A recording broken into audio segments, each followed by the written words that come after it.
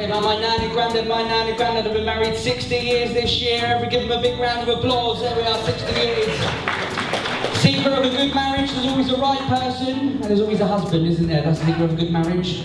60 years, my granddad sat me down. He said, Dean, I'm going to tell you the story about how I met your nan. Everybody say, ah. He said many years ago, he met her at a crowded bar. He walked over to her, and he said, you look like my little toe. Not only do you look like my little toe, you remind me of your little toe. Everybody say, ah. My nan said, why am I small and cute? He said, no, I'll be banging you on the coffee table later.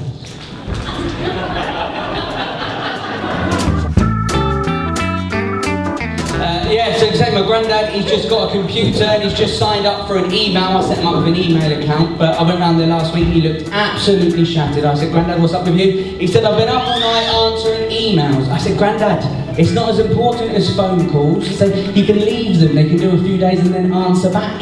He said, grandson, he said, when the Prince of Nigeria is emailing you for a large deposit, it's important. My nan and granddad though, I spoke to my nan last week and I said, Nan, I've always wondered, can you tell me what love is? She said, well Dean, love is a very delicate thing. It's hard on the outside, soft on the inside, but if you let it grow organically and naturally, it can turn into something of beauty. I said, Nan, that is the most wonderful thing. It's going to be a long afternoon. My girlfriend, it is her birthday today, so I've snuck out the house, but it is her birthday. She's not too happy. And she said, Dean, what do you want for your birthday? And she said she'd really like something in between a BlackBerry and an iPhone. So I gave her a black eye. And you'll get it in a minute. Last Christmas, I bought her a water bed. I got on it. I was all over the place. She got on it. It froze. And but it's her birthday today, so it's great to be here in Devon today. And I've got 2 children, 4 and 6, stupid names, but we like them. And it's coming up to Christmas, and who here in Christmas, who thinks children are spoilt nowadays? Give us a cheer. They are, aren't they? They're a bit spoilt nowadays. My little 4-year-old said to me, I said, what do you want for Christmas? He said, Dad, I'd really like a mountain bike. I said, a mountain bike? When I was 4, I didn't get that. When I was 4, all I got was an apple and an orange. Everybody say, ah. He went, wow, you got a mobile phone and an iPod. Right. We've got a lovely audience tonight. I see a lot of lovely couples. If you're with your husbands or wives today, give us a cheer.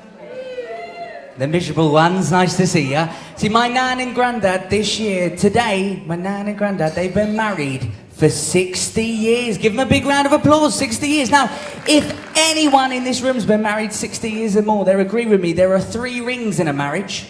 There's the wedding ring, there's the engagement ring, and then there's the suffering, isn't it? Yes, long or well. My nan and granddad, my granddad's an old romantic, and last anniversary, he took my nan out on the same day that they first laid eyes on each other. Everybody say, ah, isn't that lovely? Not only the first time they laid eyes on each other, they went back to the same place where they first met. Give us a bigger ah. Not only that, they went to the same restaurant when they went for their first meal together. Give him a bigger ah. Not only that, they walked behind the restaurant, the first place they kissed, and the first place where they made love, up against an old fence out the back. Everyone say, ooh.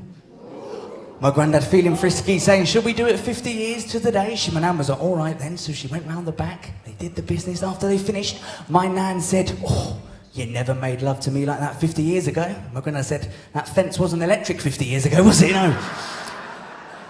So I've had a nightmare week this week, an absolute nightmare week. I flew back in on Tuesday, all the way from Spain. Give me an ooh.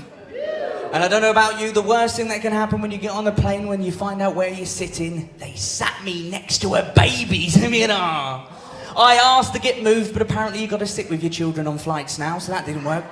So I got to Spain. I thought I'd treat myself. I'm on holiday, I'll go for a little drink. So I found a nice little Spanish bar just opposite the airport. I walked in, I said, excuse me, can I have a pint of lager? And a man came up behind me and slapped me on the bum. I thought, hey, that's a bit weird.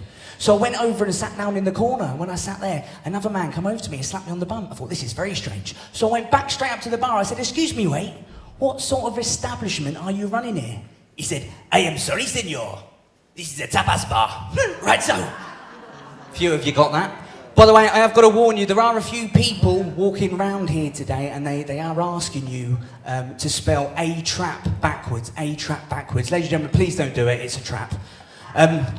So I've been here, like I say, I've come all the way from Portsmouth today, all the way from Portsmouth, 4.5 hour drive, driving along the motorway, 4.5 hour drive, long old way today. But I got here last night and I got to the Travel Lodge, stayed just down the road, and I thought I'll go treat myself to a nice little drink. So I went down to the bar, I said, can I have 5 pints of lager and 4 Jack Daniels? He pours them out and I down them one after the other, after the other, after the other.